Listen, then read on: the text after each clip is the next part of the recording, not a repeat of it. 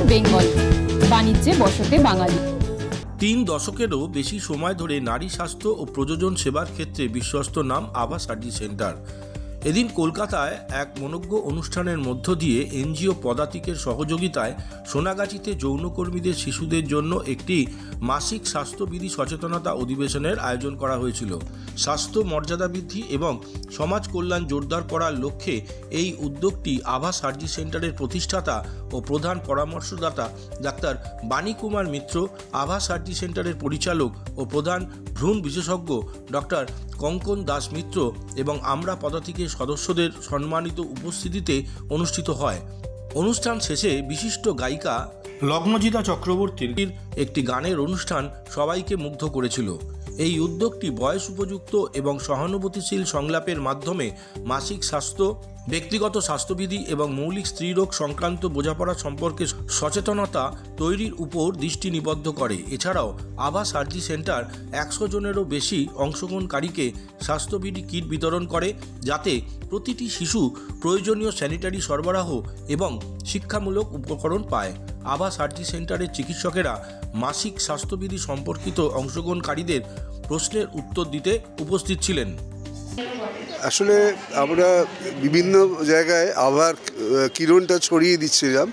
তো একটা দিক যেমন ছিল সন্তান হেল্প করার জন্য, আর একটা দিক এই যে সমাজের যারা নিম্নস্তরের মানুষ তাদের মধ্যে মাসিকের যে ইম্পর্টেন্সটা বা সেটার যা দৈনন্দিন সমস্যা বা নর্মালসি সেটা সম্বন্ধে ওয়াকিবহাল করে দেওয়ার, এবং যাতে তারা এই নিয়ে কোনো বিপদে না পড়ে এবং যাতে তাদের ভবিষ্যতে তাদের কোনো ইনফেকশাস ডিজিজের না সংক্রামিত হয়, সেই জন্য মেনস্ট্রুয়াল হাইজিন সম্বন্ধে তাদের ওয়াকিবহাল করা। এবং আপনারা সবাই জানেন যে 25শে মে ওয়ার্ল্ড মেনস্ট্রুয়েশন ডে আসছে, তারই পরিপ্রেক্ষিতে এই প্রোগ্রামটা অর্গানাইজ করা। আশাবাদী, আমি খুব পজিটিভ, বুঝেছেন? কেন কি নেগেটিভ নিয়ে তো বেঁচে থাকা যায়। আমার মতো নিশ্চয়ই এটা দেখে আরও 3টে ডাক্তার যদি করে তাহলে তো ডেফিনেটলি একটা ভগবানের ব্লেসিং তো পাওয়া যাবেই। সেইটা বলছিলেন যে প্রোগ্রামটা করার উদ্দেশ্য, কিন্তু মানে প্রোগ্রামটা কেন, মানে কি করলেন বা এই পুরো ডিটেলসটা যদি একটু বলেন। কেন কি এখন অনেক সময় পেশেন্টদের দেখছি যে এসে দেখছি যে টিউবাল ব্লক, হ্যাঁ, তো তাদের যদি ছোটোবেলা থেকেই মেনস্ট্রুয়াল সময়টা যদি ইনফেকশন কম হয় তাহলে তো পরবর্তীকালে অনেক ইজি হয়ে যেতে পারে এদেরই লাইফটা। কি বলবেন, মানে মেয়েদের উদ্দেশ্যে কি বলবেন? মেয়েদের উদ্দেশ্যে এটাই বলবো যে মেনস্ট্রুয়েশন হচ্ছে নর্মাল একটা ফিজিওলজি, সেটা ট্যাবুর কিছু নেই, এইটা নিয়ে হাইপও করো না, কিন্তু at the same time speak out in the right place যদি অসুবিধে হয়। এরম না যে মেনস্ট্রুয়েশন বলে ছুটি মারছো, কিন্তু মেনস্ট্রুয়েশন যদি ব্যথা হয়, খুব বেশি ফ্লো হয়, ওটা নিয়ে কথাবার্তা বলো। ইনফেকশনের ব্যাপারে বলছিলেন। ইনফেকশন হচ্ছে একটাই প্যাড 3 দিন ধরে ইউজ করছে, পেশেন্টের যদি একটা প্যাড না ভিজলো সেটা আবার পরের দিনও ক্যারি অন করছে, কিন্তু নিয়ম দেখা গেছে এখান থেকে সংক্রমণ হয় বেশি, তো সেইটা যাতে না হয় সেই জন্যেও ওয়ান অফ দ্য পার্ট। কেন কি ওই ইনফেকশন থেকে পরে ফ্যালোপিয়ান টিউবে ব্লকেজ, ইনফার্টিলিটি, অনেক কিছু প্রবলেম হতে পারে, যেগুলো এখন থেকেই যদি ইফ ইউ স্টার্ট ইয়াং তাহলে এই প্রবলেমসগুলো পরে কম হতে পারে। আজকে যে এখানে অনুষ্ঠানটা হচ্ছে সেটা আমাদের খুব ভালো লাগছে।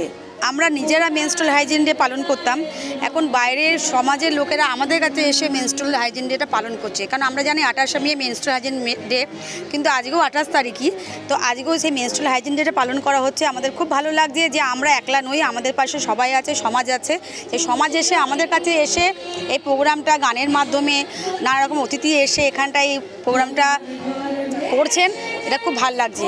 আর এই যে সচেতন করা হচ্ছে, এখানে মায়েরা দিদিরা যারা আছেন তারা যে আরও সচেতন হচ্ছে, আমরা প্রতি বছরেই করি, কিন্তু এই বছরে বাইরের লোক এসে উদ্যোগ নিয়ে করছে, আরও সমাজ সচেতন হবে, আমাদের এই এলাকা সচেতন হবে। আমাদের ধন্যবাদ জানাবো যে তারা উদ্যোগ নিয়ে যে এখানে আমাদের সাথে হাতে হাত মিলিয়ে এই প্রোগ্রামটা করছেন। আর একদিক থেকে মনে হচ্ছে যে আমরা পিছিয়ে নেই, আমাদেরও সমাজ হাতে হাত দিয়ে এগিয়ে নিয়ে যাচ্ছে। আবার সেলিব্রেশনদেরকে আমরা ধন্যবাদ জানাবো। আমার নাম পূজা রয়, আর আমি আমরা পদাতিকের প্রেসিডেন্ট।